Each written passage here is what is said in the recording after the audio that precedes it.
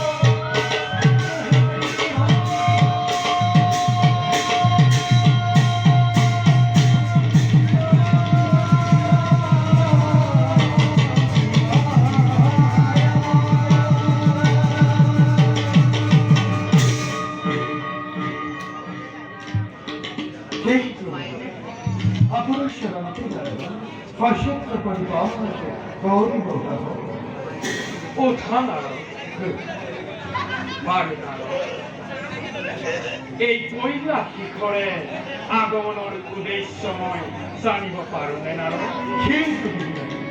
কেৱল আমাৰ স্মৰণীয় ধীৰে ধীৰে নমনি পাবে এই নাৰদৰ উপহাস নকৰিবা নাৰ। মইতো নহয় ভগৱান, শিক্ষাৰ জোৰোঙা কান্ধে লৈ ঘূৰি ফুৰো এই ত্ৰিভুৱন।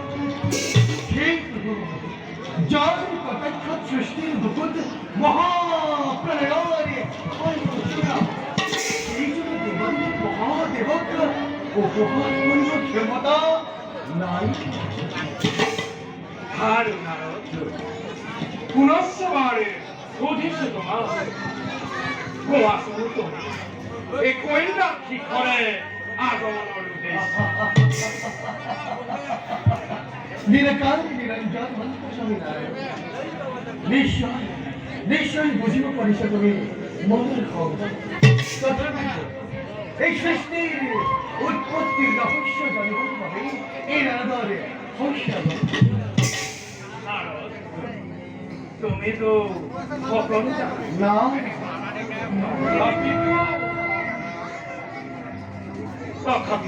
তথাপি মোৰ মুখেৰে শুনিব খুজিছা দেখা কওঁ শুনা।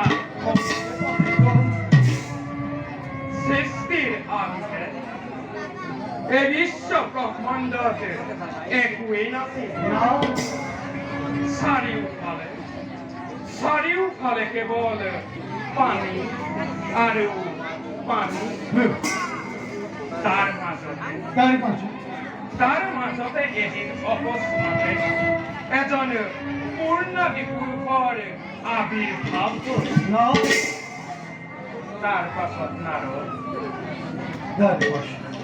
তাৰ পাছত সমস্ত বিশ্বত সেইজন পুৰুষেই অনন্ত নাৰায়ণ ৰূপে খ্যাত হ'ল।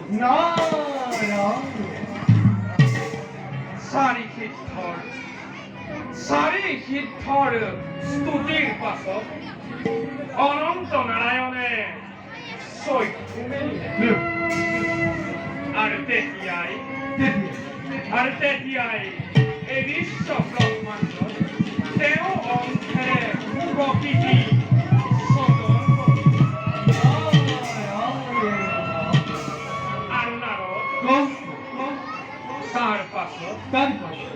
তাৰ পাছত পৰম পিতা ব্ৰহ্মাদেৱে সমস্ত জীৱ জগতৰ সৃষ্টিৰ ভাৰ হাতে তুলি ল'লে।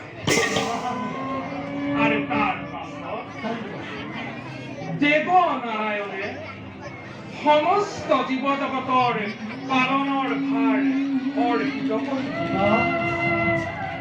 আৰু ৰুদ্ৰৰূপে মোক আবিৰ্ভাৱ কৰাই যেতিয়াই পৃথিৱীত অন্যায় অধৰ্ম মহাপাপৰ ভয় ঘোষণা তেতিয়াই মই ৰুদ্ৰৰূপ ধাৰণ কৰি অপৰাধ বিনাশ কৰিম। নাৰদ, বুজিলানে তুমি সৃষ্টিৰ ৰহস্য? ধন্য কোন দিনার জীবন ধন্য কোন দিনার তোমার গরিব পরম পিতা শেষর এই দরিদ্রের সদা সর্বদা বাৰু নাৰদ, তুমিও এতিয়া নিষ্ঠাৰে গতি কৰা আৰু আমিও নিষ্কৰ্তব্যত সমগ্ৰ